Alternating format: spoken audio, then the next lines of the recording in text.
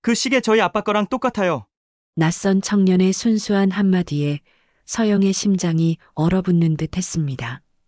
우연히 들어간 국밥집에서 절대 들을 수 없는 말이었어요. 서영의 시계는 주문 제작한 세상에 단 하나뿐인 디자인이었죠. 도대체 이 청년이 어떻게 이 시계에 대해 알고 있는 걸까요? 사연 시작 전 구독과 좋아요를 눌러주시면 이 따뜻함을 더 많은 분들과 나눌 수 있습니다. 더불어 지금 어디서 듣고 계신지 댓글로 알려주시면 그곳으로 행운이 가득 깃들기를 바라겠습니다. 비가 내리기 시작했습니다. 서울 도심의 고층 빌딩 사이로 빗방울이 떨어지고 있었죠. 한서영 회장은 검은색 벤틀리 뒷좌석에서 창밖을 바라보고 있었습니다. 50대 중반의 나이에도 여전히 빛나는 그녀의 눈동자에는 알 수 없는 공허함이 서려 있었어요. 회장님, 다음 일정은 4시에 예정되어 있습니다. 비서의 말에도 서영은 대답이 없었습니다. 그저 손목의 시계를 무심히 만질 뿐이었죠. 그 시계는 오래되었지만 여전히 정확한 시간을 가리키고 있었습니다. 잠시 차를 세워요. 서영의 갑작스러운 말에 운전기사가 당황했습니다. 네, 회장님 여기는 괜찮아요. 잠시만요. 차가 멈추자 서영은 우산도 없이 차에서 내렸습니다. 비서가 황급히 우산을 들고 따라 나왔지만 서영은 이미 몇 걸음을 앞서 걸어가고 있었죠. 빗물이 그녀의 명품 정장을 적시기 시작했지만 서영은 개의치 않았습니다. 출장 중이던 서영은 원래 곧바로 본사로 돌아가야 했습니다. 하지만 오늘따라 이상하게 마음이 허전했어요. 회의실과 서류 더미, 그리고 끝없는 결제 서류들. 그것이 그녀의 일상이었지만 가끔은 숨이 막힐 것 같은 순간들이 있었죠. 거리를 걷다가 문득 한 간판이 그녀의 눈에 들어왔습니다. 부산 돼지국밥. 서울 한복판에서는 흔치 않은 메뉴였죠. 서영의 발걸음이 저도 모르게 멈춰섰습니다. 눈빛이 잠시 흔들렸어요. 왜일까요? 그저 평범한 국밥집 간판일 뿐인데 가슴 한구석이 묘하게 아려왔습니다. 서영은 고개를 저었습니다. 피곤해서 그런 거겠죠. 최근 해외 출장이 이어지면서 제대로 쉬지 못했으니까요. 하지만 발걸음은 저도 모르게 국밥집 문 앞에서 멈춰 있었습니다. 유리문 너머로 보이는 따뜻한 불빛과 김이 모락모락 피어오르는 국밥들. 그 평범하고 소박한 풍경이 왜인지 그리워 보였습니다. 결국 서영은 문을 열고 들어섰습니다. 점심시간이라 국밥집은 손님들로 북적이고 있었죠. 정장을 입은 직장인들, 작업복 차림의 노동자들, 동네 어르신들까지. 그 사이에서 명품 정장을 입은 서영의 모습은 확실히 이질적이었습니다. 몇몇 손님들이 힐끔거리며 그녀를 바라봤죠. 어서 오세요. 밝은 목소리와 함께 한 청년이 다가왔습니다. 맑은 눈동자를 가진 청년이었죠. 국밥집 유니폼을 입고 있었지만 어딘가 단정하고 지적인 느낌이 드는 얼굴이었습니다. 이름표에는 정우현이라고 적혀 있었어요. 혼자 오셨어요? 이쪽 자리로 안내해 드릴게요. 우연은 서영을 창가 자리로 안내했습니다. 서영은 묵묵히 자리에 앉았죠. 비서가 황급히 따라 들어왔지만 서영은 손짓으로 밖에서 기다리라는 신호를 보냈습니다. 오늘만큼은 혼자 있고 싶었어요. 뭐 드실까요? 저희 집은 돼지국밥이 제일 유명한데 처음이시면 특국밥 추천드려요. 우연히 주문을 받기 위해 펜을 들었습니다. 서영은 잠시 메뉴판을 보다가 고개를 들었죠. 특국밥 하나 주세요.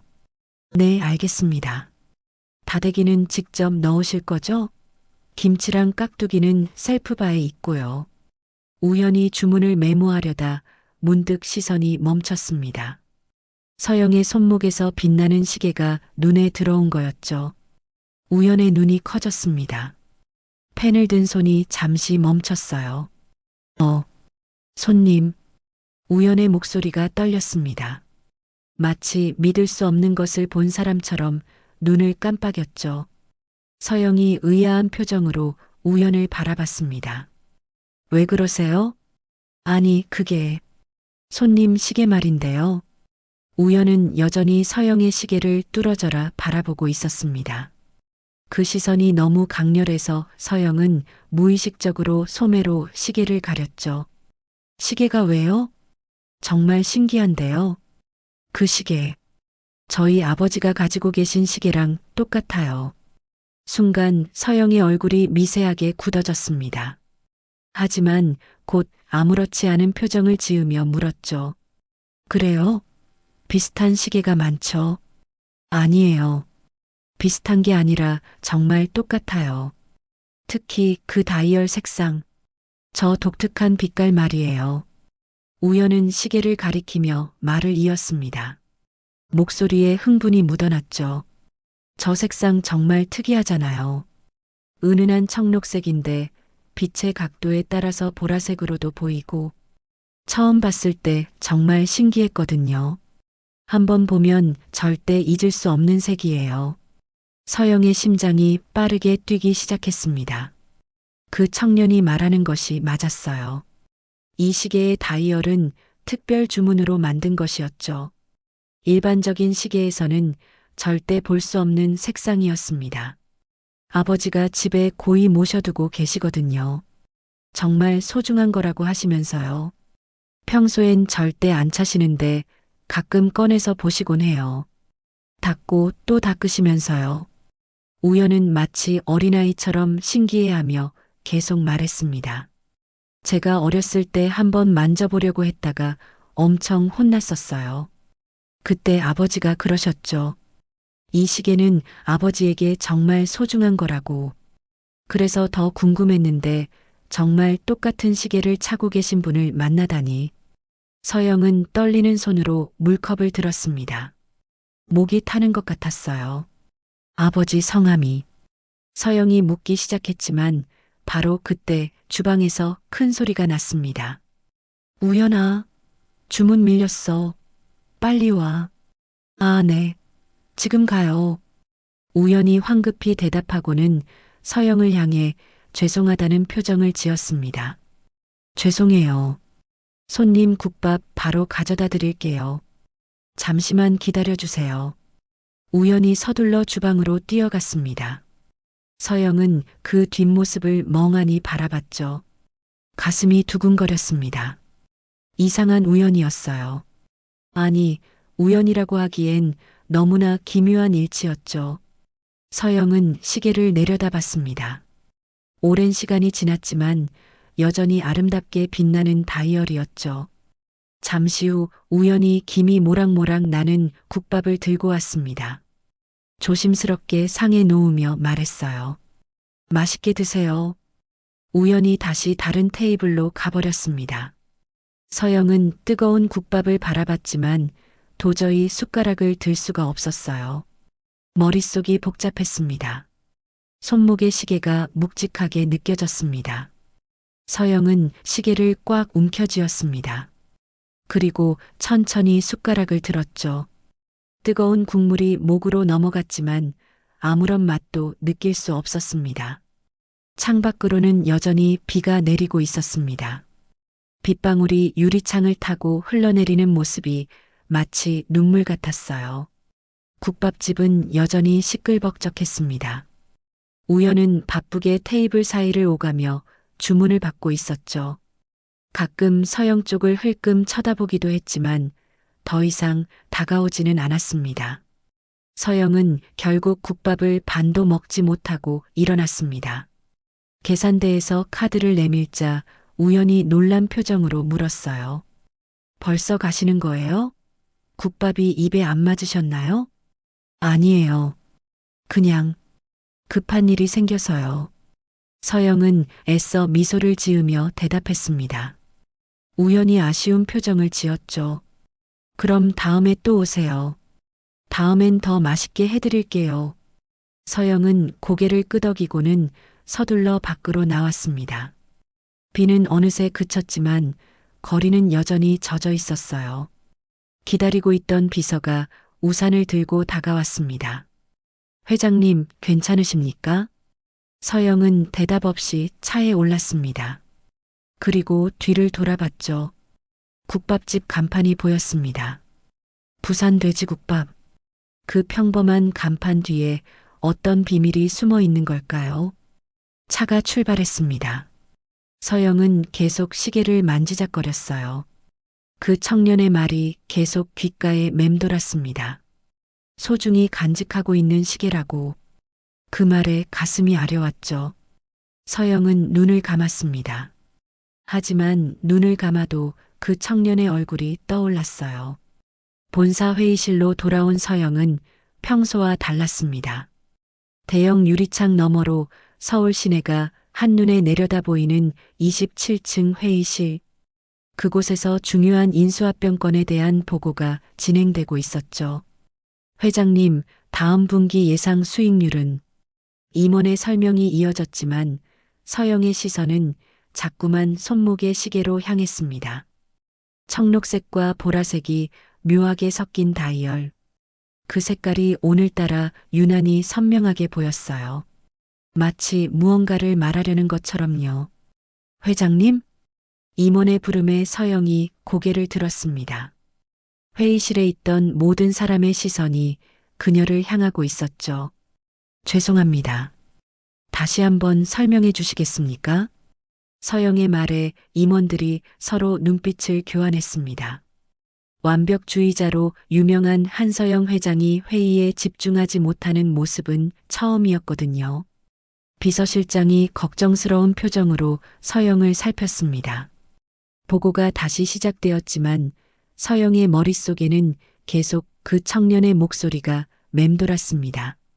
아버지가 집에 고이 모셔두고 계시거든요. 가끔 꺼내서 보시곤 해요. 닦고 또 닦으시면서요. 서영은 무의식적으로 시계를 만졌습니다. 차가운 금속의 감촉이 손끝에 전해졌죠. 오랜 시간 동안 빼본 적이 없었어요. 마치 이 시계가 자신의 일부인 것처럼요. 회장님, 계약서에 서명을 부탁드립니다. 비서가 서류를 내밀었습니다. 서영은 펜을 들었지만 손이 미세하게 떨리고 있었죠. 서명란에 이름을 쓰려다가 잉크가 번져버렸습니다. 아, 서영이 당황한 표정을 지었습니다. 임원들이 놀란 눈으로 바라봤죠. 서영은 급히 다른 서류를 가져오라고 지시했습니다. 오늘은 여기까지 하죠. 나머지는 내일 이어서 하겠습니다. 서영의 갑작스러운 회의 종료 선언에 임원들이 어리둥절했지만 아무도 이의를 제기하지 못했습니다.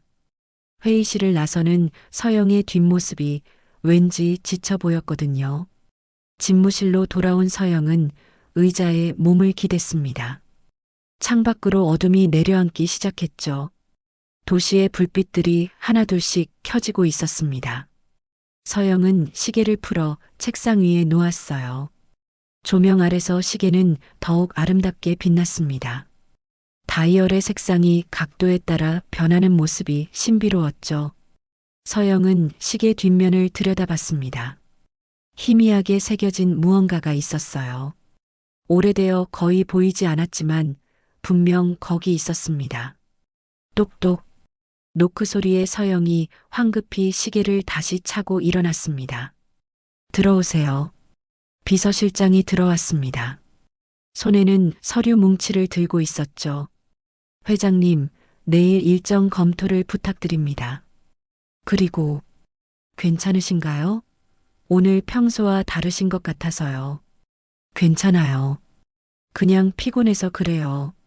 서영이 애써 미소를 지었지만 비서실장은 여전히 걱정스러운 표정이었습니다. 무리하지 마시고 일찍 퇴근하시는 게 어떨까요? 그럴까요? 오늘은 그래야겠네요. 서영의 대답에 비서실장이 놀랐습니다. 야근이 일상인 서영이 일찍 퇴근한다니 정말 이상한 일이었죠. 밤 9시 서영은 집에 도착했습니다. 넓은 거실에 홀로 앉아 위스키를 따랐죠. 호박색 액체가 잔에 담기는 모습을 멍하니 바라봤습니다. 그리고 다시 시계를 풀어 탁자 위에 놓았어요. 시계는 여전히 정확한 시간을 가리키고 있었습니다. 초침이 똑딱똑딱 움직이는 소리가 고요한 집안에 울려 퍼졌죠. 서영은 시계를 들어 귀에 가져다 댔습니다. 규칙적인 기계음이 들렸어요. 마치 심장 박동 소리처럼요. 서영은 천천히 시계 뒷면을 손가락으로 쓸었습니다.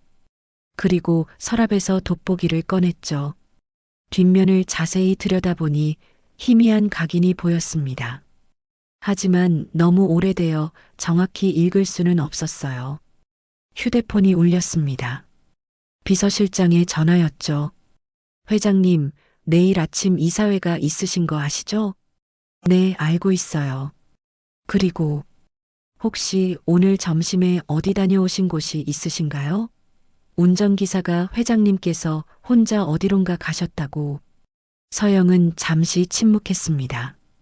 국밥집, 그곳에서 만난 청년, 그리고 시계. 그냥 잠시 산책했어요. 신경 쓰지 마세요. 전화를 끊은 서영은 시계를 다시 손목에 찼습니다. 차가운 금속이 피부에 닿자 전율이 느껴졌죠. 서영은 창밖을 바라봤습니다. 서울의 야경이 반짝이고 있었죠. 그 불빛들 사이 어딘가에 그 청년이 있을 겁니다. 그리고 그의 아버지도, 똑같은 시계를 가진 그 사람도. 손에 땀이 났어요. 심장이 빠르게 뛰었죠. 무언가 큰 일이 일어날 것 같은 예감이 들었습니다. 그리고 그 예감은 틀리지 않을 거라는 걸 서영은 본능적으로 알고 있었습니다. 한편 우연은 국밥집 아르바이트를 마치고 집으로 향했습니다.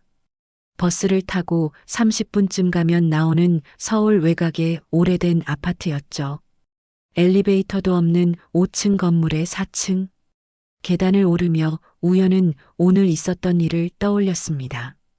그 특이한 시계를 차고 있던 여자 손님 말이에요. 현관문을 열자 따뜻한 된장찌개 냄새가 났습니다. 부엌에서 아버지 민호가 저녁을 준비하고 있었죠. 택시 운전을 마치고 일찍 들어온 모양이었습니다. 아빠 왔어요. 왔구나. 손 씻고 와. 밥 다 됐다. 민호는 앞치마를 두르고 상을 차리고 있었습니다. 50대 중반의 나이에도 여전히 단정한 모습이었죠. 다만 얼굴에는 세월의 흔적이 깊게 새겨져 있었습니다. 특히 눈가의 주름이 깊었어요. 오랜 시간 혼자서 아들을 키우며 살아온 흔적이었죠. 작은 거실 한쪽 벽에는 우연의 졸업사진들이 가지런히 걸려 있었습니다. 유치원부터 대학교까지. 그 옆으로는 오래된 가구들이 놓여 있었죠. 모두 30년은 넘어 보이는 것들이었습니다. 하지만 깨끗하게 관리되어 있었어요. 오늘은 일찍 들어오셨네요? 우연히 손을 씻고 나와 물었습니다. 민호가 된장찌개를 떠넣으며 대답했죠. 응, 오늘은 손님이 별로 없더라. 비 오는 날이라 그런가. 두 사람은 마주 앉아 저녁을 먹기 시작했습니다. 조용한 저녁 식탁이었죠. 가끔 숟가락 소리만 들릴 뿐이었습니다. 우연히 무심히 말을 꺼냈어요. 아빠, 오늘 국밥집에 특이한 손님이 오셨어요. 그래, 뭐가 특이했는데? 민호는 별다른 관심 없이 물었습니다. 우연히 밥을 씹으며 말을 이었죠. 아빠 시계랑 똑같은 걸 차고 계셨어요.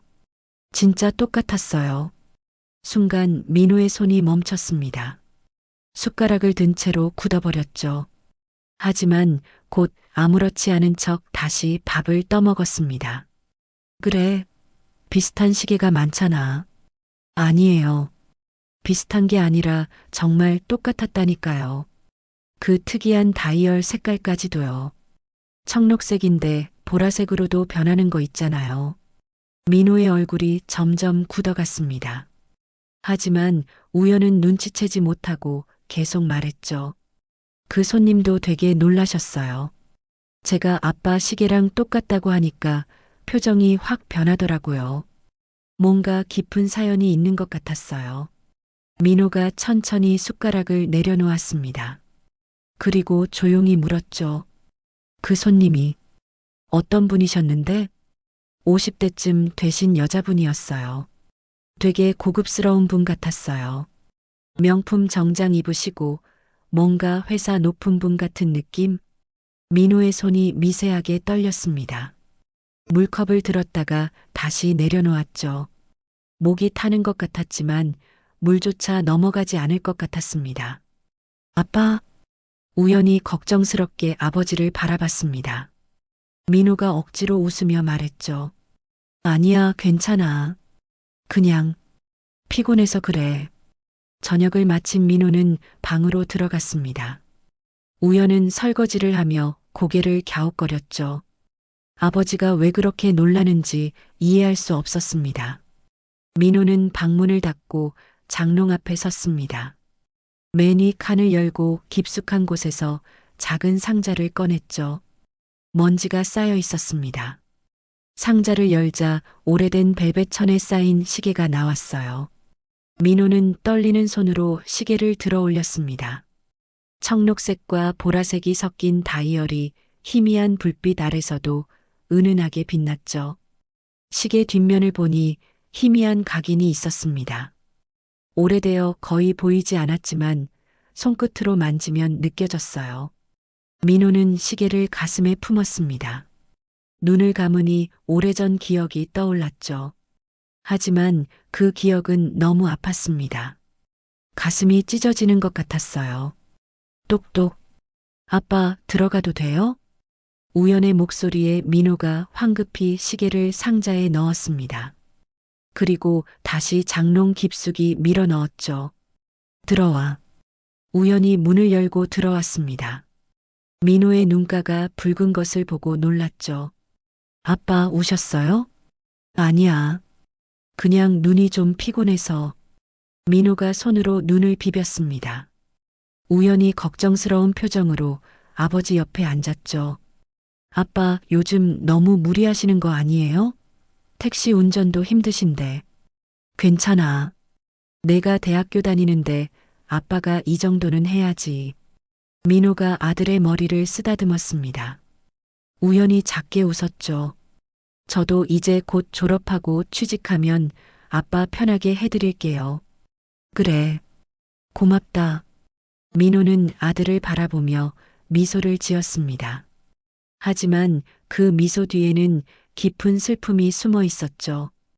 우연은 그걸 알아차리지 못했습니다. 근데 아빠, 그 시계 진짜 소중한 거죠?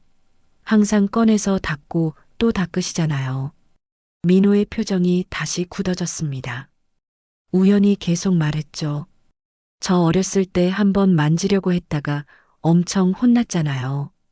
그때 아빠가 그러셨죠. 이 시계는 세상에서 가장 소중한 거라고. 민호가 먼 곳을 바라봤습니다. 창밖으로 어둠이 내려앉고 있었죠. 그래. 정말 소중한 거야. 누가 주신 거예요? 엄마. 우연의 질문에 민호가 침묵했습니다. 오랜 침묵이 이어졌죠. 우연은 아버지의 표정을 살피며 조심스럽게 다시 물었습니다. 아빠, 엄마는 정말 제가 태어날 때 돌아가신 거 맞죠? 민호가 천천히 고개를 끄덕였습니다. 하지만 그 눈빛은 무언가를 숨기고 있는 것 같았어요. 그래. 너를 낳고 떠났어.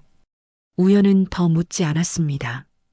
아버지가 엄마 얘기를 꺼내는 걸 힘들어한다는 걸 알았거든요.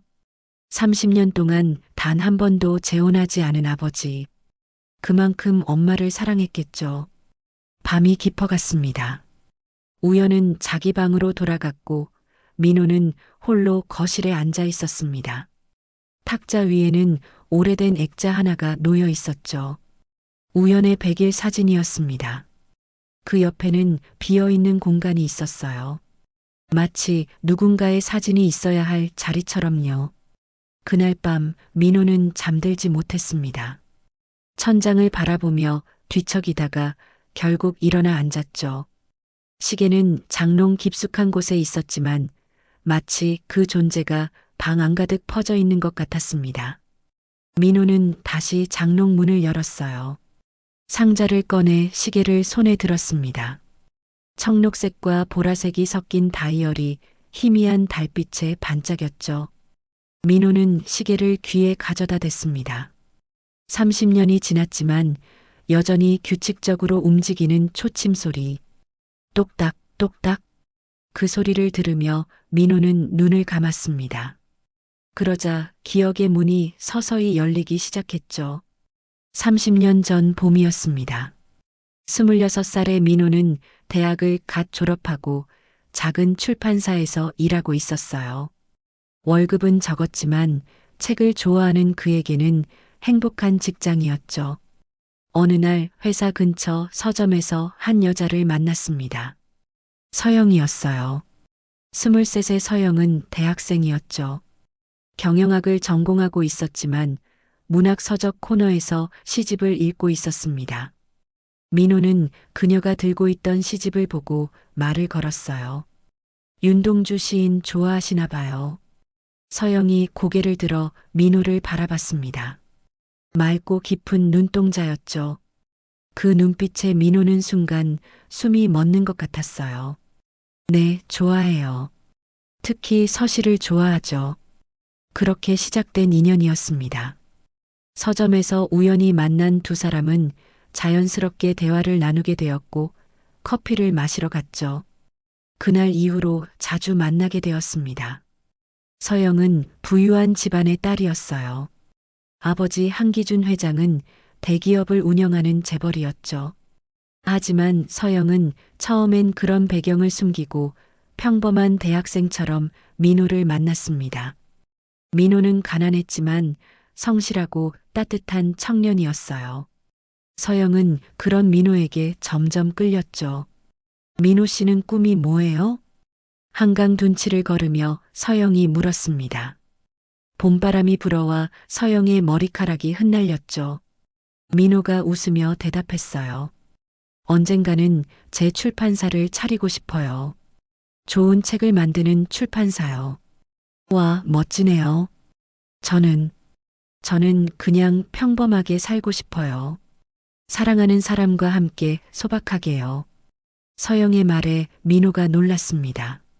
그때까지만 해도 서영의 집안 배경을 몰랐거든요. 하지만 서영의 눈빛은 진심이었어요. 몇 개월이 지나고 서영은 더 이상 숨길 수 없었습니다. 민호에게 자신의 정체를 털어놨죠. 민호 씨 사실 한기준 회장의 딸이에요. 민호는 충격을 받았습니다. 그 유명한 대기업 회장의 딸이라니요.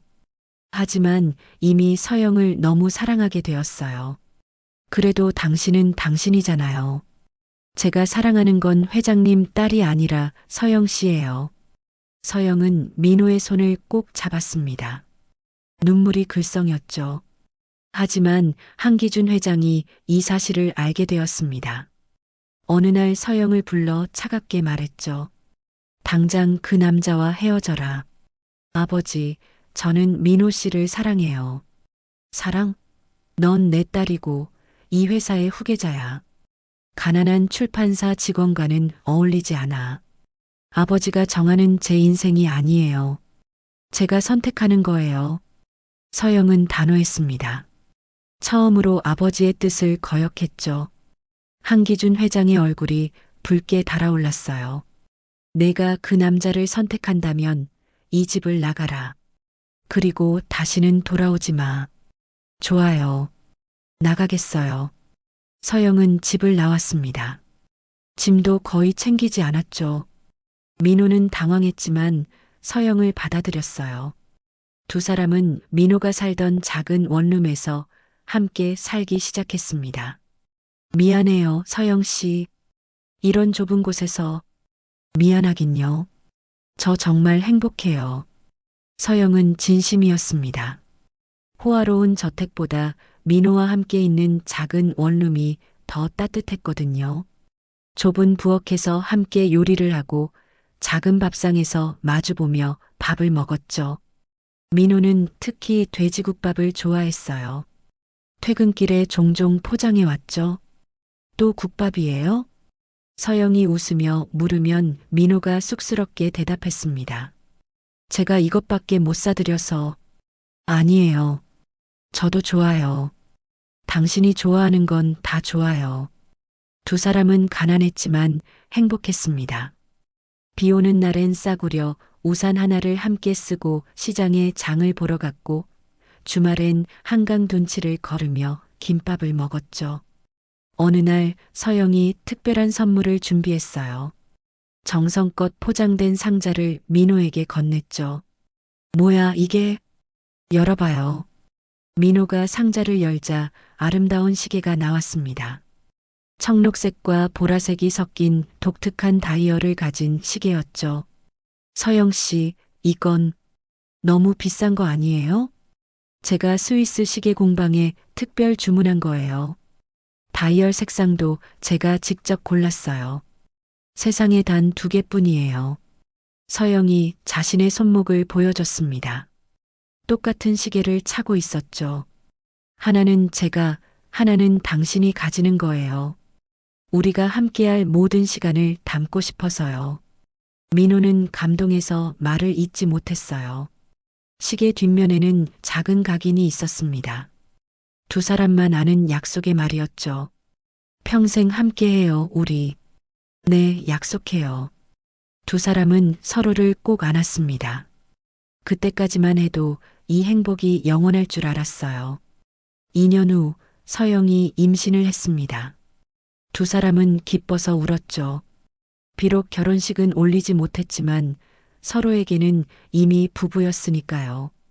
우리 아기 이름 뭐로 할까요? 우연이 어때요? 우주의 우 나타날 현. 우리에게 나타난 우주 같은 존재라는 뜻으로 민호가 서영의 배를 쓰다듬으며 말했습니다. 서영이 행복하게 웃었죠. 뱃속의 아기가 꿈틀거렸어요. 그러나 그들은 몰랐습니다.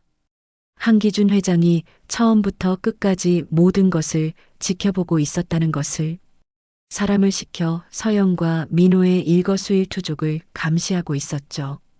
딸이 임신한 사실도 이미 알고 있었습니다. 한기준 회장의 서재. 그는 비서실장 최도영에게 보고를 받고 있었어요. 서영이가 곧 출산한다고? 네, 회장님. 다음 달이 예정일입니다. 한기준 회장은 창밖을 바라봤습니다. 차가운 눈빛이었죠.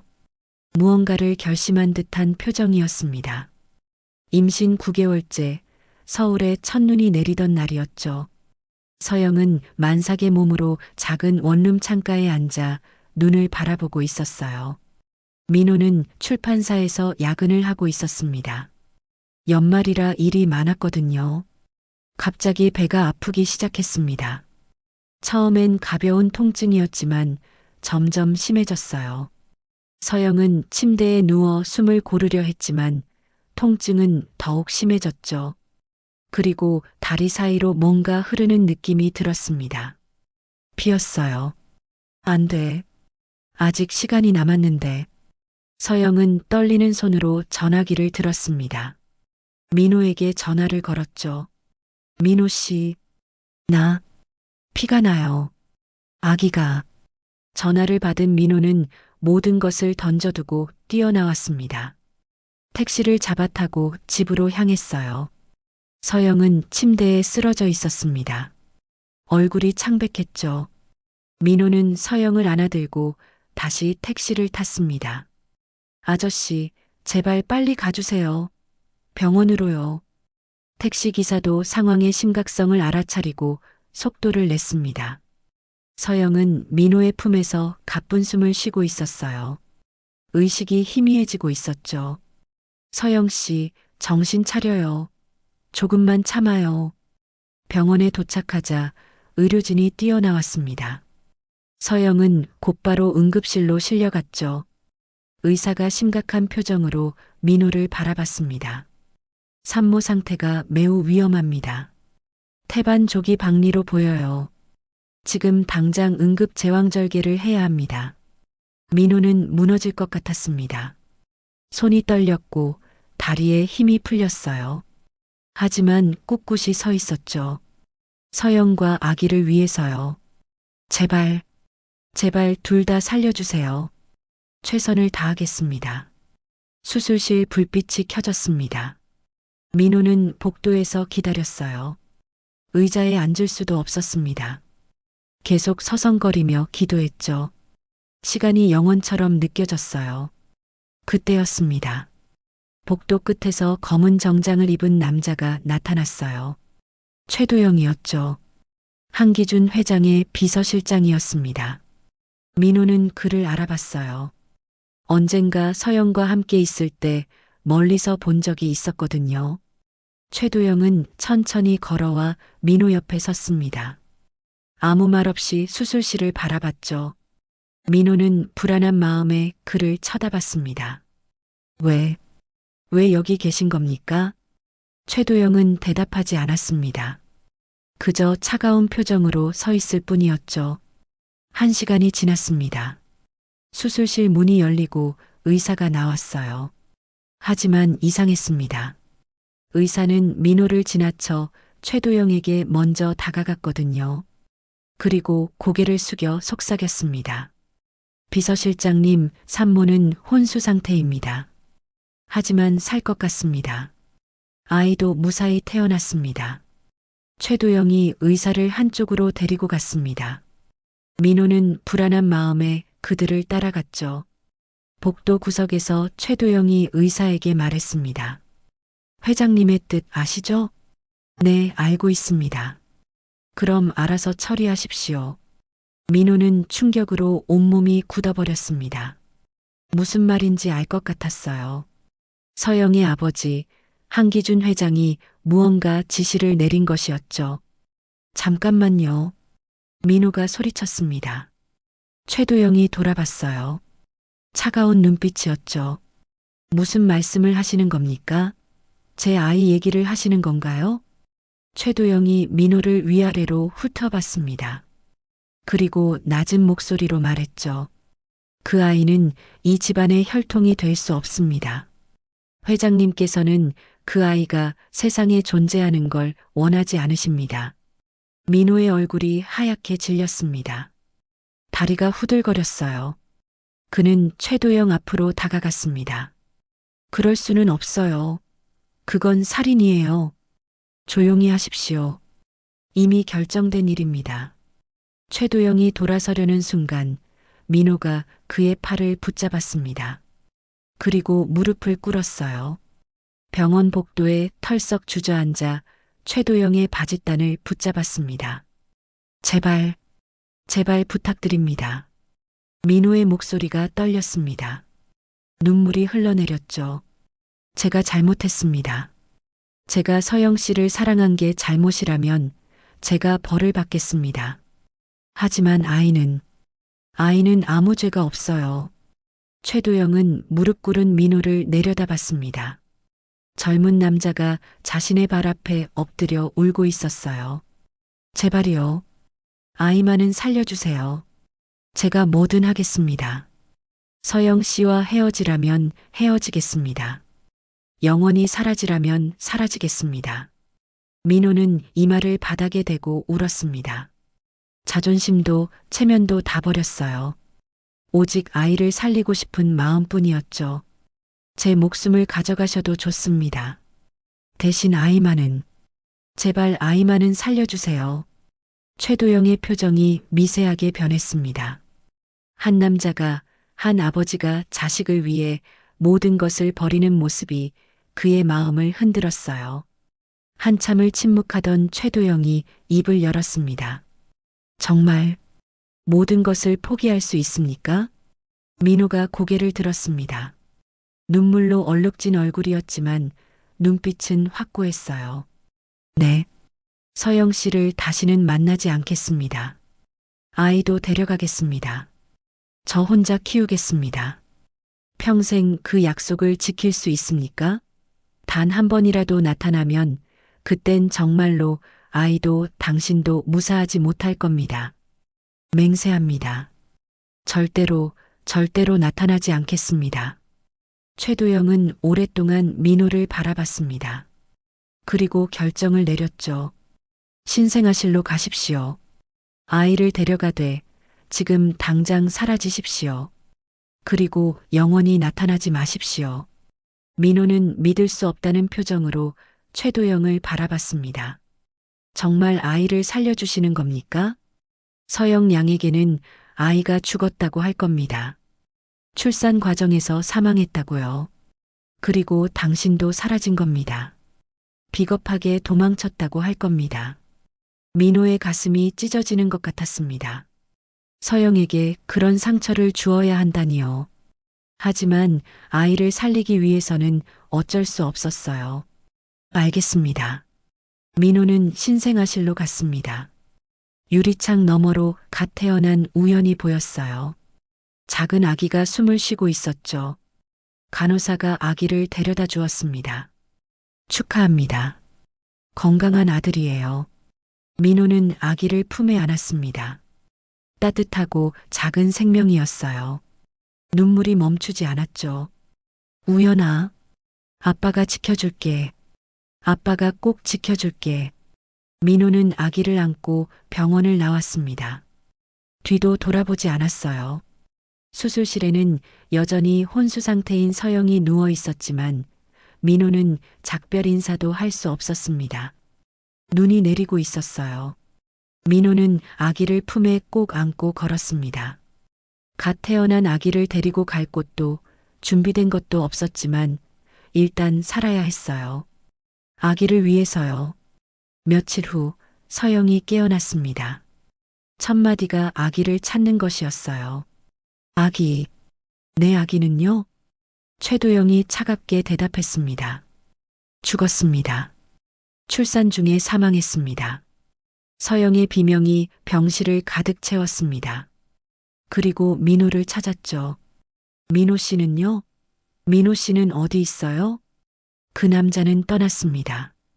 당신과 아이를 버리고 도망쳤습니다. 서영은 믿을 수 없다는 표정으로 최도영을 바라봤습니다. 그리고 다시 의식을 잃었어요. 모든 것을 한순간에 잃은 충격을 견딜 수 없었던 거죠. 다음 해 봄, 서영은 아버지의 저택으로 돌아왔습니다. 하지만 예전의 서영이 아니었어요. 영혼이 빠져나간 것처럼 텅 빈 눈동자로 하루하루를 보내고 있었죠. 방에 틀어박혀 커튼도 치지 않은 채 어둠 속에서 지냈습니다. 한기준 회장은 딸의 방 앞에 서서 문을 노크했습니다. 서영아, 밥은 먹어야지. 대답이 없었어요. 회장은 한숨을 쉬며 돌아섰죠. 최도영이 복도에서 기다리고 있었습니다. 서영이가 계속 저러네. 이제 그만 일어났으면 좋겠는데. 시간이 필요하실 겁니다, 회장님. 한기준 회장은 고개를 끄덕였습니다. 하지만 마음 한구석이 불편했어요. 딸을 위한 선택이었다고 믿었지만 결과적으로 딸을 망가뜨린 것 같았거든요. 한편 민호는 서울을 떠나 지방 소도시로 내려갔습니다. 갓난아기를 데리고 갈 곳이 없었어요. 다행히 고향의 먼 친척이 도와주었죠. 작은 단칸방을 얻고 택시 운전을 시작했습니다. 새벽 4시에 일어나 우유를 타고 기저귀를 갈고 아기를 어르고 달래며 하루를 시작했어요. 낮에는 이웃집 할머니에게 우연을 맡기고 택시를 운전했죠.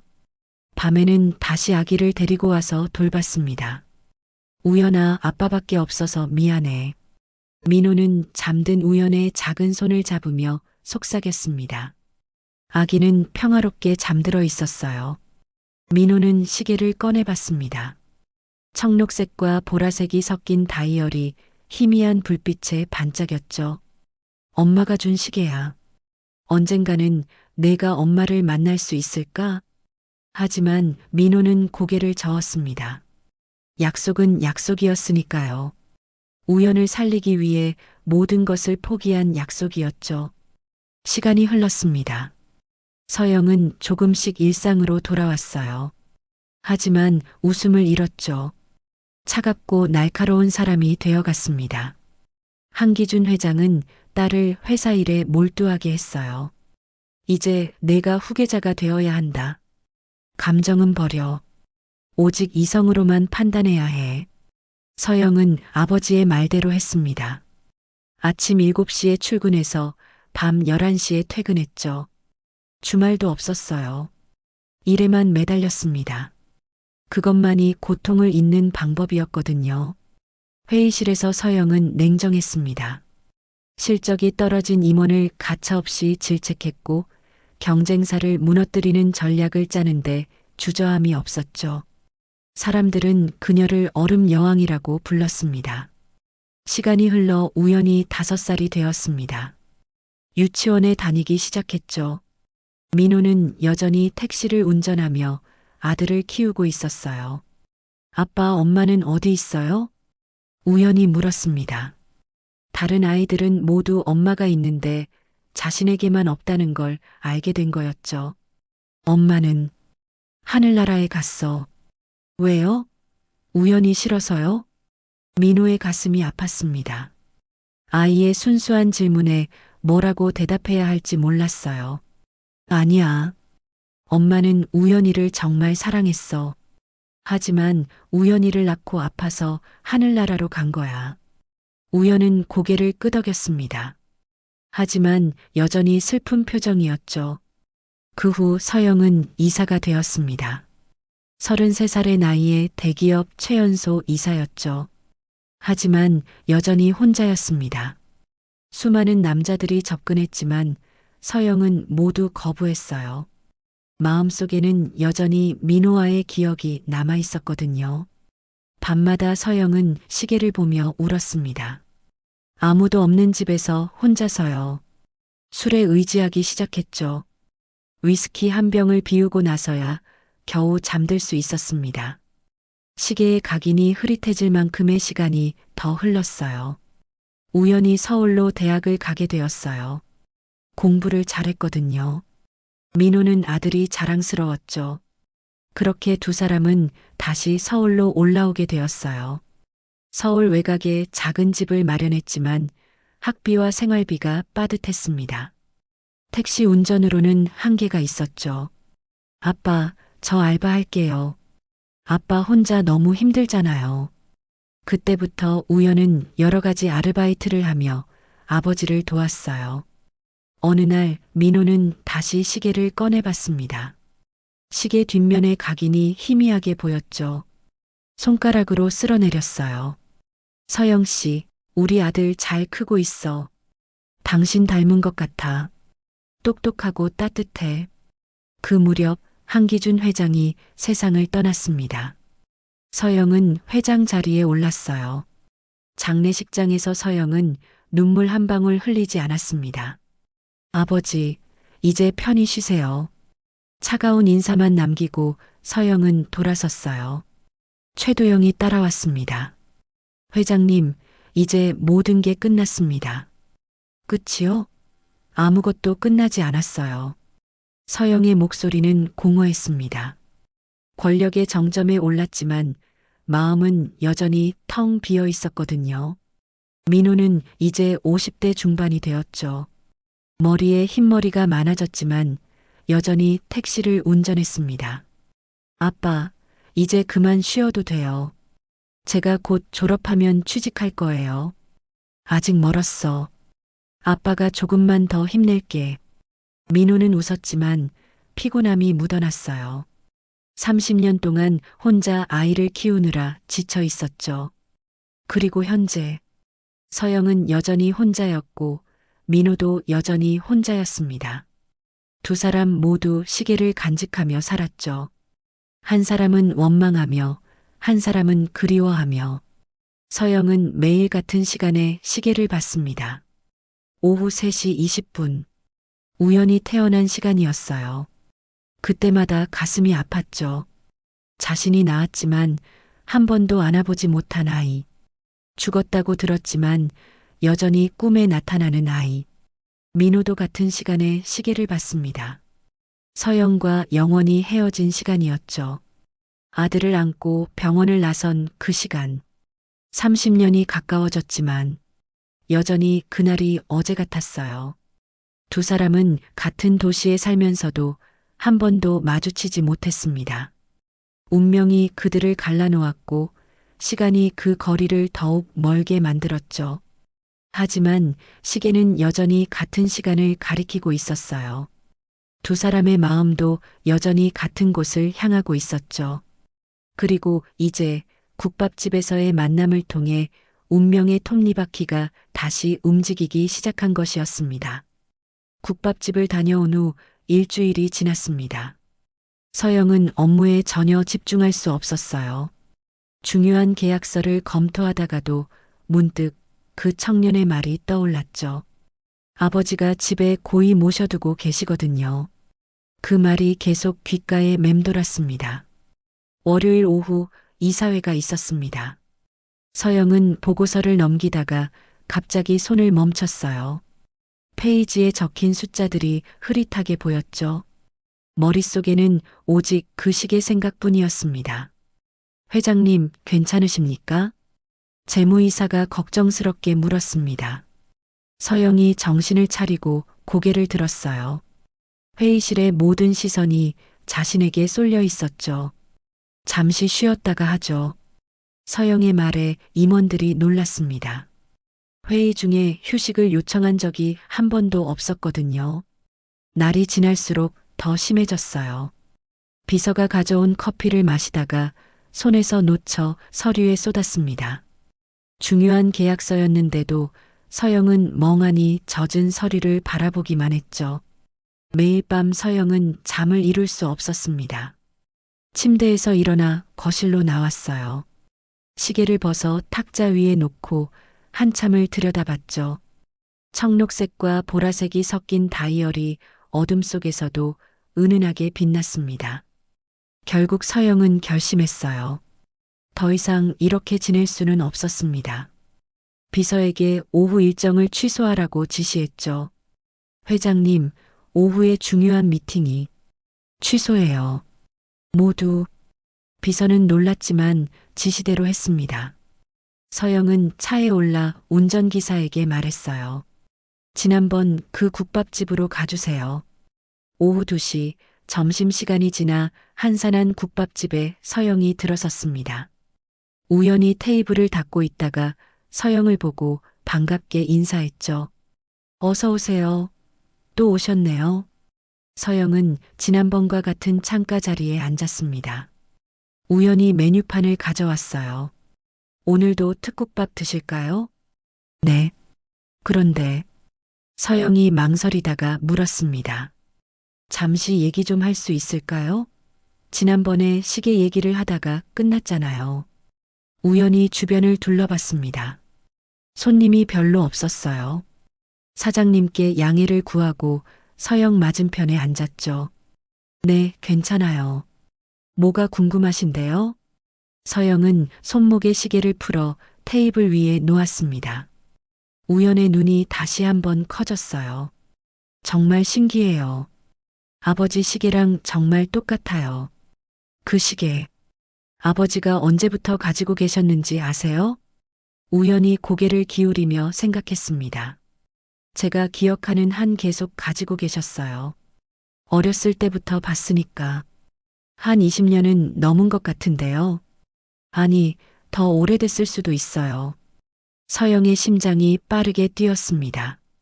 20년 이상. 그럼 정말 그 시계일 가능성이 있었어요. 아버지 성함이 어떻게 되세요? 정민호요. 정민호. 그 이름을 듣는 순간 서영의 숨이 멎는 듯 했어요.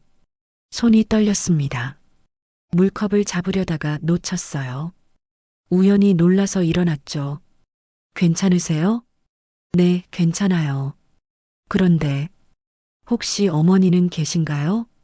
우연의 표정이 어두워졌습니다. 제가 태어날 때 돌아가셨다고 들었어요. 아버지가 혼자 저를 키우셨죠. 서영의 눈에 눈물이 맺혔습니다. 빠르게 눈을 깜빡여 눈물을 참았죠. 우연히 걱정스럽게 물었어요. 손님, 정말 괜찮으세요? 안색이 안 좋으신데. 아버지가 재혼은 안 하셨나요? 우연히 고개를 저었습니다. 한 번도 안 하셨어요. 제가 어렸을 때 왜 재혼 안 하시냐고 물어본 적이 있는데 그냥 웃기만 하셨어요. 서영은 더 이상 참을 수 없었습니다. 눈물이 흘러내리려 했어요. 급히 일어섰죠. 죄송해요.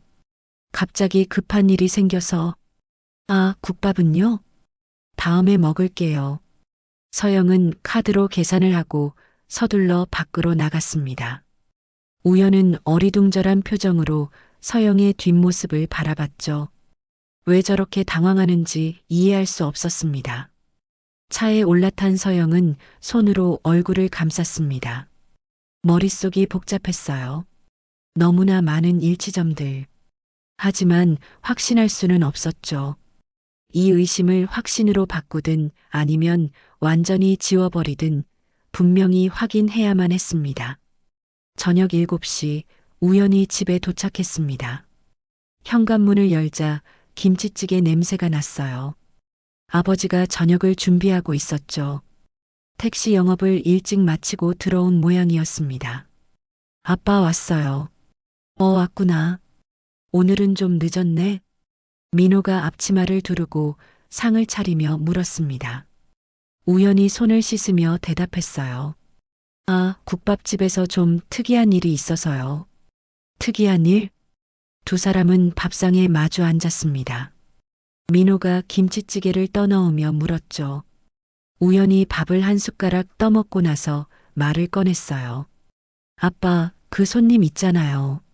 아빠 시계랑 똑같은 걸 차고 계셨던. 민호의 손이 멈칫했습니다.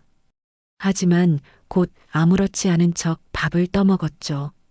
아, 그 손님? 또 오셨어? 네, 오늘 또 오셨는데요. 되게 이상하셨어요. 민호가 천천히 숟가락을 내려놓았습니다. 목소리가 조금 떨렸어요. 뭐가 이상했는데? 제게 이것저것 물어보시더라고요. 시계는 언제부터 있었는지, 아빠 이름이 뭔지, 재혼은 안 하셨는지. 민호의 숟가락이 그릇에 떨어졌습니다.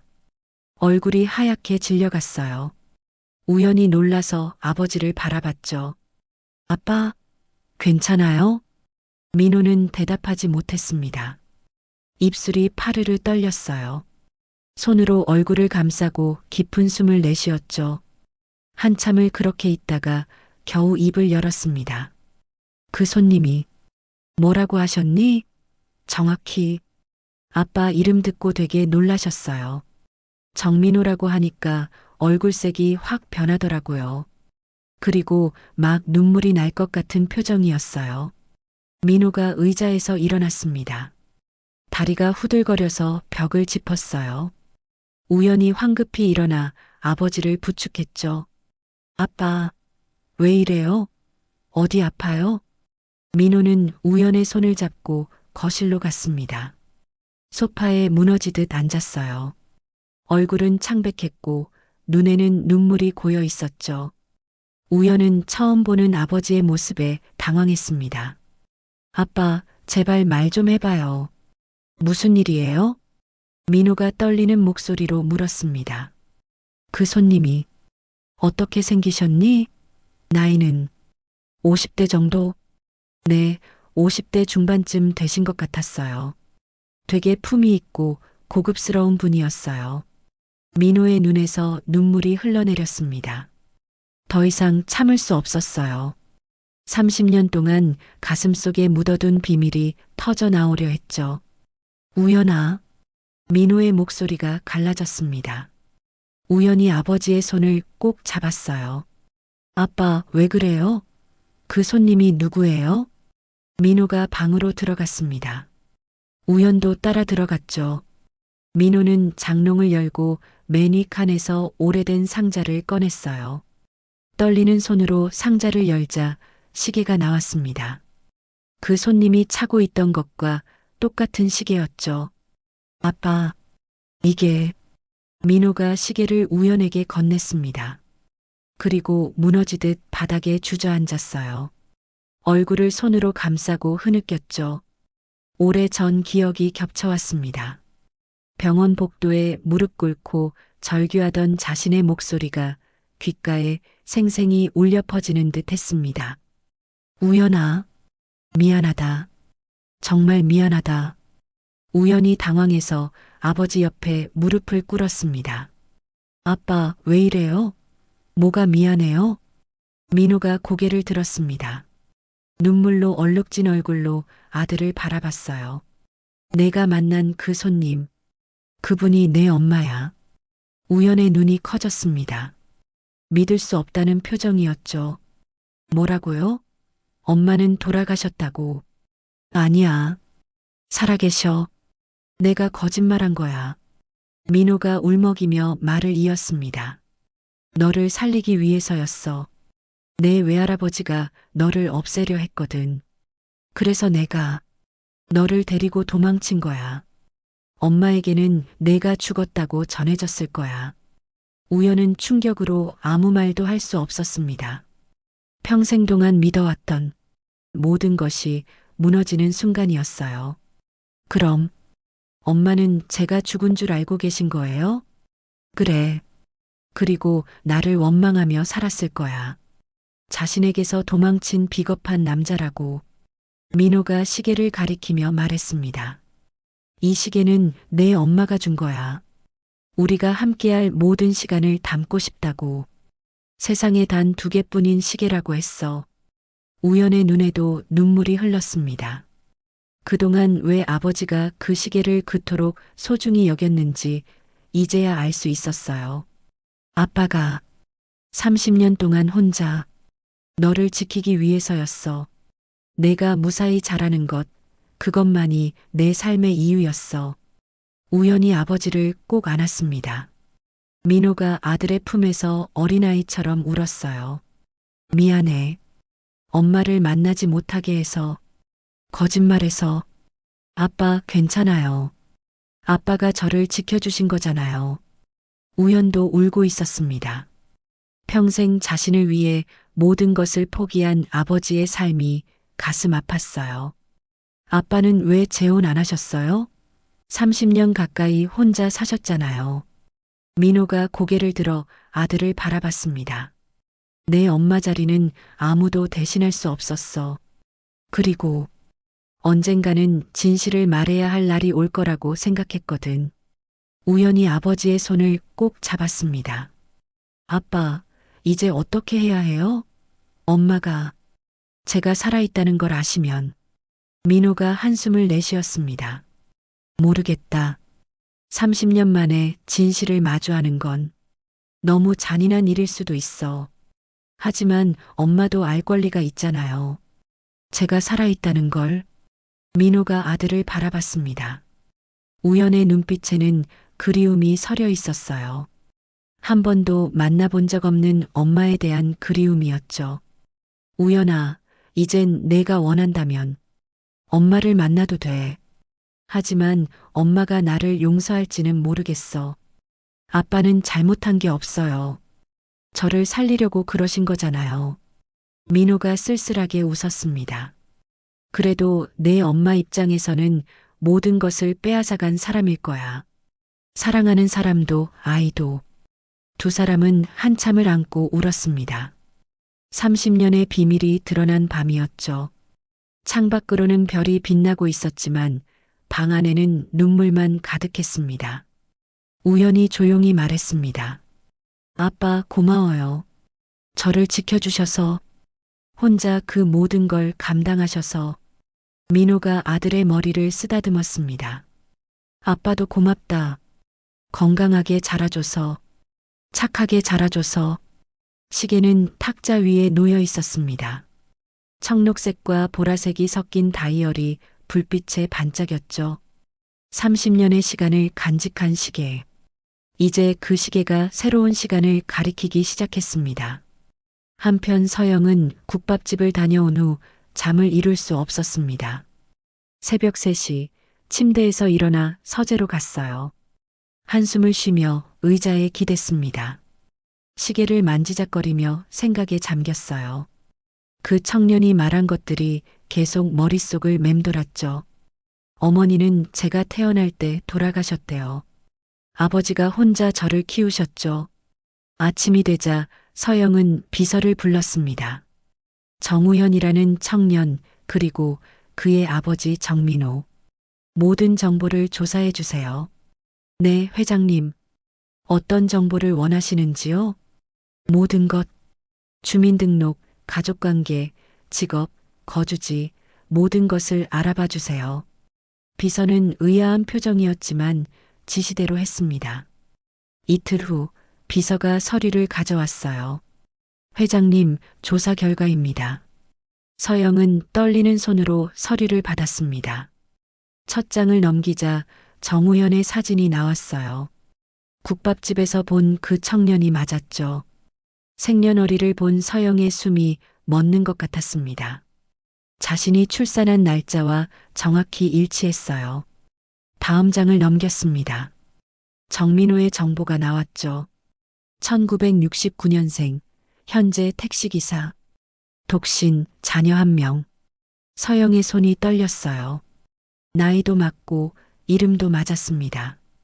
혹시 정민호 씨의 출신 대학이나 이전 직업 기록이 있나요? 비서가 서류를 뒤적이며 대답했습니다. 서울대학교 국문학과를 졸업했고 한때 출판사에서 일했다는 기록이 있습니다. 서영의 눈에서 눈물이 흘러내렸습니다. 모든 게 일치했어요. 그 민호가 맞았습니다. 30년 전 자신이 사랑했던 그 사람이었죠. 그럼 정우현의 어머니는? 정보가 없습니다. 서영은 가슴이 찢어지는 것 같았습니다. 엄마에 대한 정보가 없다니. 혹시 정보를 남길 수 없었던 것은 아닐까요? 회장님, 괜찮으십니까? 비서의 목소리가 들렸지만 서영은 대답할 수 없었습니다. 비서를 내보낸 후 서영은 혼자 감정을 추스렸어요. 그리고 더 깊이 파고들기로 했습니다.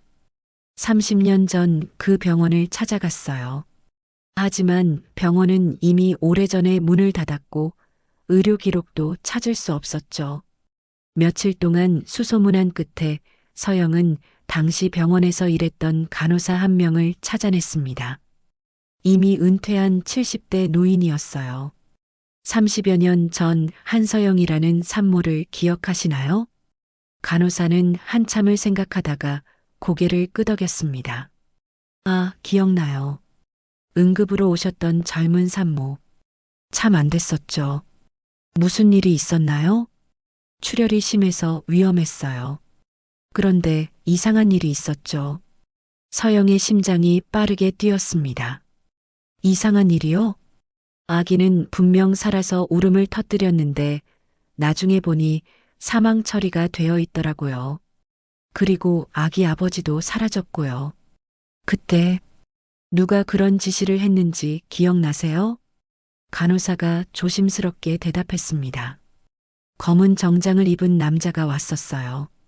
의사랑 뭔가 얘기를 나누더니 그 후로 모든 게 이상하게 처리됐죠. 서영은 알 것 같았습니다. 아버지가 보낸 사람이었겠죠. 최도영 비서실장이었을 겁니다. 서영은 최도영을 찾기 시작했어요. 은퇴한 후 경기도의 한 요양원에 있다는 정보를 얻었죠. 서영은 곧바로 차를 몰고 요양원으로 향했습니다. 요양원 정원에서 최도영을 만났어요. 80대가 된 노인이었지만 서영을 보자마자 알아봤죠. 서영 양. 아니, 회장님. 최 비서실장님. 제가 출산하던 그날 무슨 일이 있었던 겁니까? 최도영은 한숨을 쉬었습니다. 오래된 비밀의 무게가 느껴졌어요. 언젠가는 이날이 올 줄 알았습니다. 제 아이는 정말 죽은 건가요? 최도영이 고개를 저었습니다. 아니요. 살아 있었습니다. 서영의 다리에 힘이 풀렸어요. 벤치에 주저앉았죠. 그럼 왜? 선대 회장님의 명령이었습니다. 아이를 없애라고 하셨죠. 하지만 최도영이 잠시 멈췄다가 말을 이었습니다. 정민호 씨가 무릎 꿇고 빌었습니다. 제발 아이만은 살려달라고. 자신은 영원히 사라지겠다고. 그래서 아이를 살려준 거였습니다. 서영의 눈에서 눈물이 쏟아졌습니다. 민호가 아이를 살리기 위해 모든 것을 포기했다는 사실이 가슴을 찢었어요. 민호 씨는 저를 버린 게 아니었군요. 그는 당신을 사랑했습니다. 그리고 아이를 살리는 것이 중요했던 겁니다. 최도영이 서영의 손을 잡았어요. 늦었지만 죄송합니다. 제가 더 용기가 있었다면. 서영은 고개를 저었습니다. 아니에요. 덕분에 제 아이가 살았잖아요. 요양원을 나온 서영은 차 안에서 한참을 울었습니다. 오랜 오해가 풀린 순간이었어요. 민호는 자신을 버린 게 아니었습니다. 아이를 지키기 위해 희생한 거였죠. 그리고 우현. 자신이 낳은 아들이 바로 눈앞에 있었는데 몰랐던 거였습니다. 건강하고 착하게 자란 아들. 민호가 혼자서 얼마나 힘들게 키웠을까요? 서영은 시계를 꺼내봤습니다. 청록색과 보라색의 다이얼이 눈물에 젖어 흐릿하게 보였어요. 이 시계가 모든 것을 기억하고 있었던 거였죠. 두 사람의 사랑도, 이별도, 그리고 다시 만날 운명도. 이제 어떻게 해야 할까요? 민호를 찾아가야 할까요? 우연에게 자신이 엄마라고 말해야 할까요? 서영은 깊은 고민에 빠졌습니다. 30년의 시간이 너무 무거웠어요.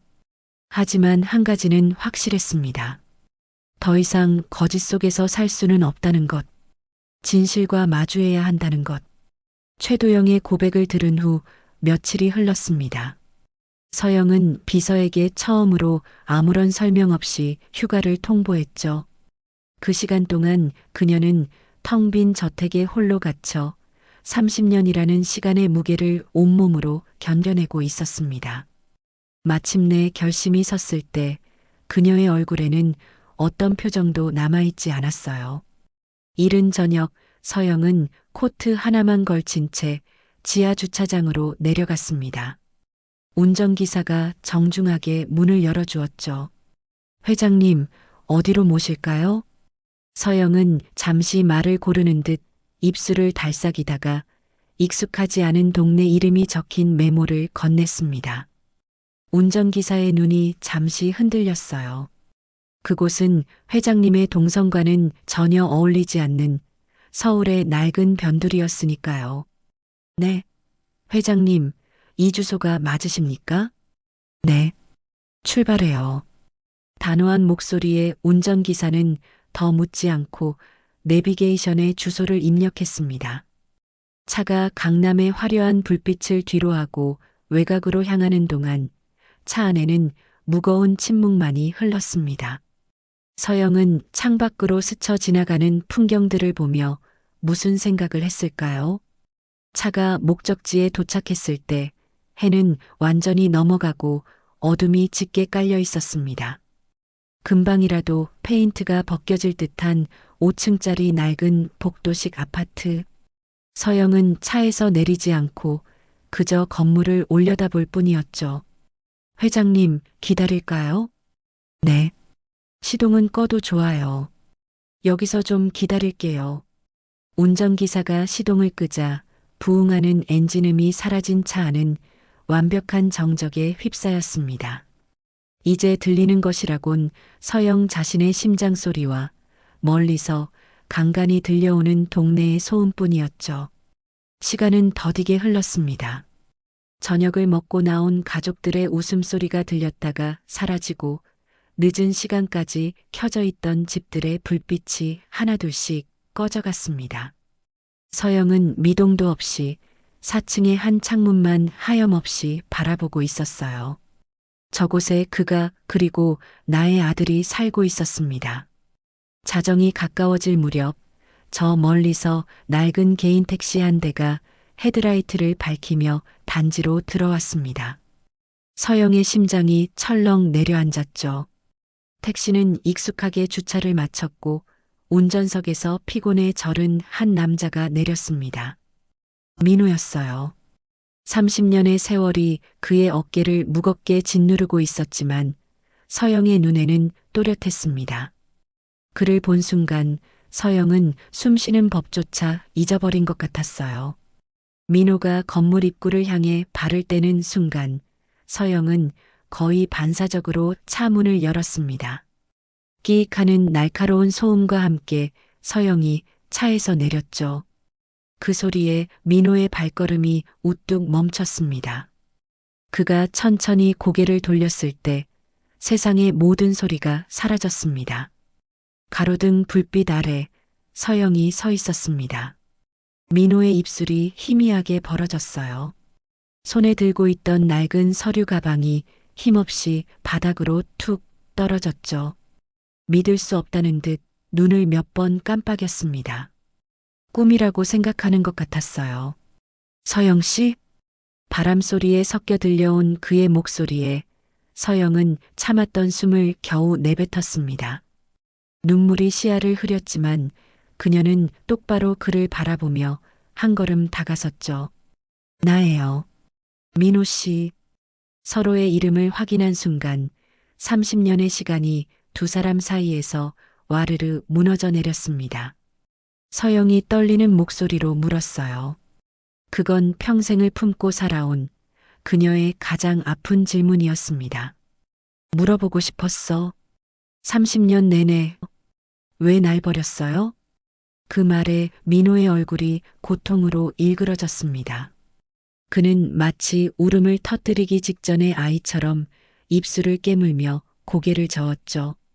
아니에요. 서영 씨 버린 게 아니라고.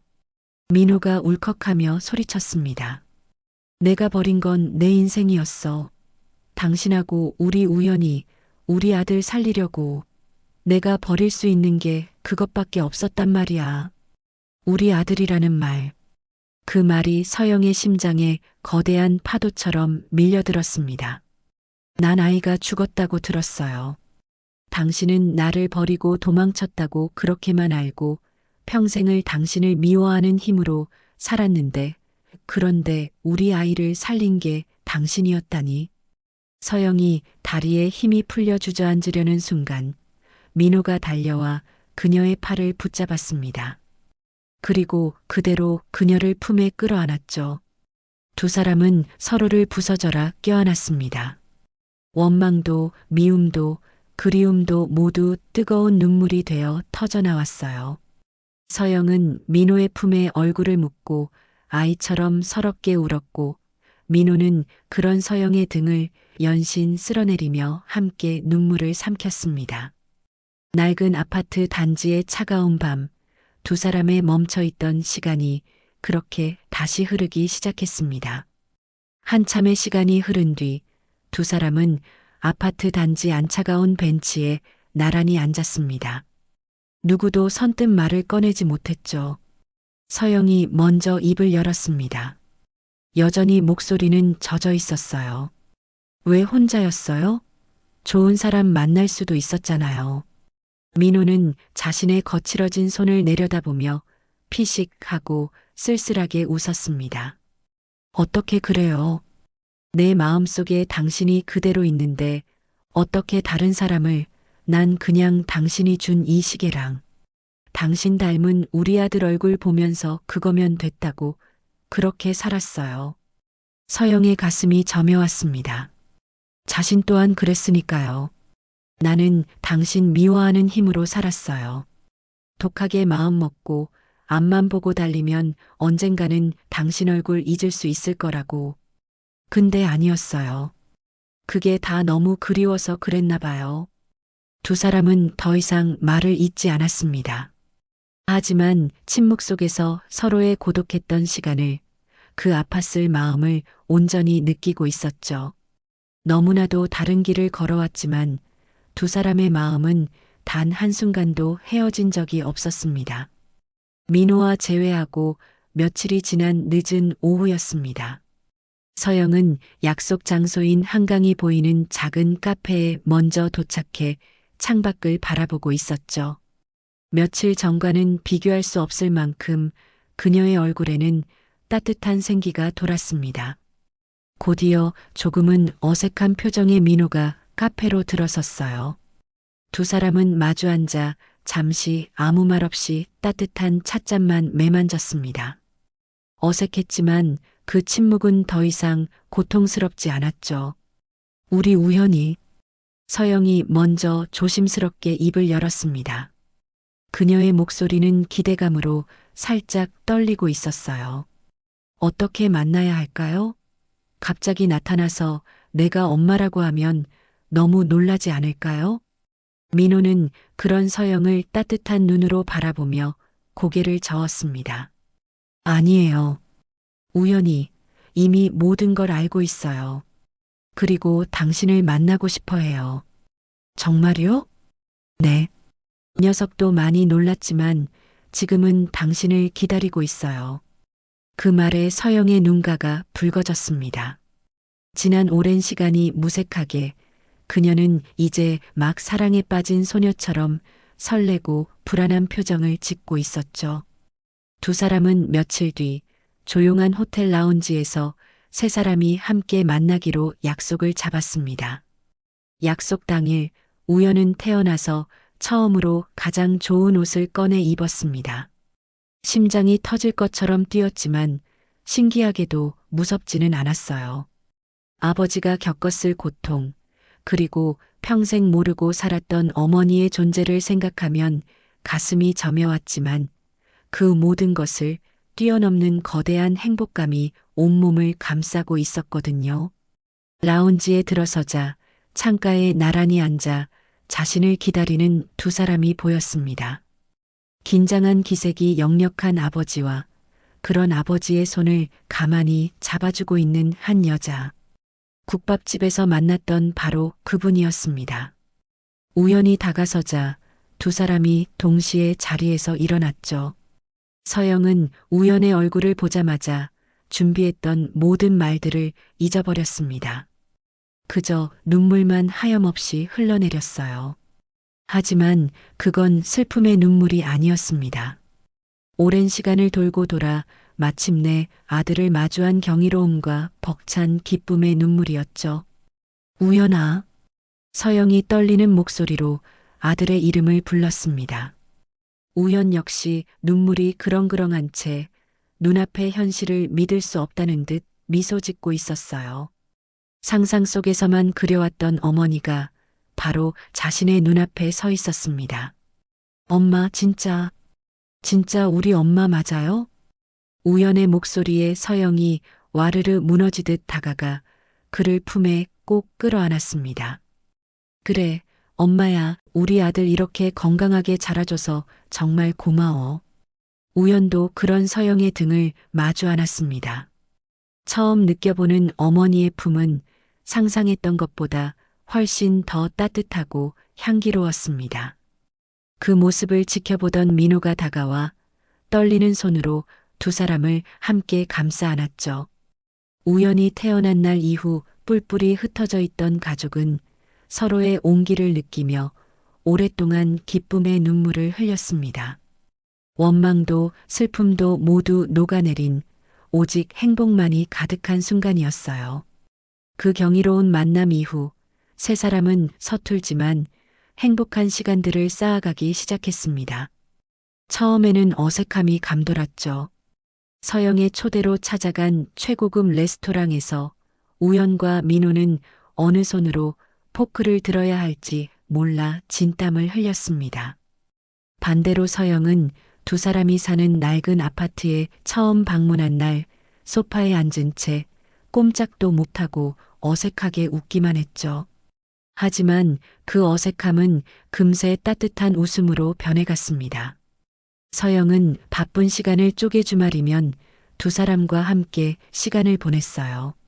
함께 마트에서 장을 보고 거실에 둘러앉아 텔레비전을 보고 평범한 가족들이 하는 모든 것들을 하나씩 배워나갔습니다. 우연은 그런 서영에게 국밥집에서 있었던 시시콜콜한 이야기들을 제잘거렸고 서영은 세상에서 가장 흥미로운 이야기라도 듣는 것처럼 아들의 말에 귀를 기울였죠. 그리고 다시 겨울, 한방눈이 펑펑 내리는 저녁이었죠. 세 사람은 처음 운명의 실이 이어진 그 국밥집에 마주 앉아 있었습니다. 가게 안은 뜨거운 김과 사람들의 온기로 가득했어요. 서영과 민호의 손목에는 이제 당연하다는 듯 커플 시계가 하나씩 채워져 있었습니다. 두 사람은 김이 모락모락 피어오르는 국밥을 앞에 두고 나란히 찬 시계를 바라보며 조용히 미소 지었죠. 그 모습을 보고 있던 우연히 숟가락을 든 채 넉살 좋게 말했습니다. 두 분, 시계 자랑은 이제 그만하시죠. 제가 옆에 있잖아요. 우연의 장난스러운 한마디에 민호가 허허하고 큰 소리로 웃음을 터뜨렸고 서영의 얼굴에도 세상 가장 환한 웃음꽃이 피어났습니다. 웃음소리 사이로 서영의 눈가에 다시금 눈물이 맺혔지만 그것은 더없이 따뜻하고 행복한 눈물이었죠. 30년의 길고 긴 겨울이 끝나고 마침내 찾아온 눈부신 봄날. 따뜻한 국밥의 온기 속에서 세 사람은 서로를 바라보며 오래도록 행복하게 웃었습니다. 오늘의 이야기가 당신의 마음에 작은 울림을 드렸다면 앞으로도 당신의 나날에 잔잔한 위로가 될 이야기들로 찾아뵐 수 있도록 구독과 좋아요를 눌러주세요. 그리고 사연의 주인공을 위한 따뜻한 말씀도 댓글로 부탁드립니다. 당신의 한마디가 누군가에게는 잊지 못할 선물이 됩니다. 당신의 오늘을 늘 응원합니다. 인생 나날이었습니다.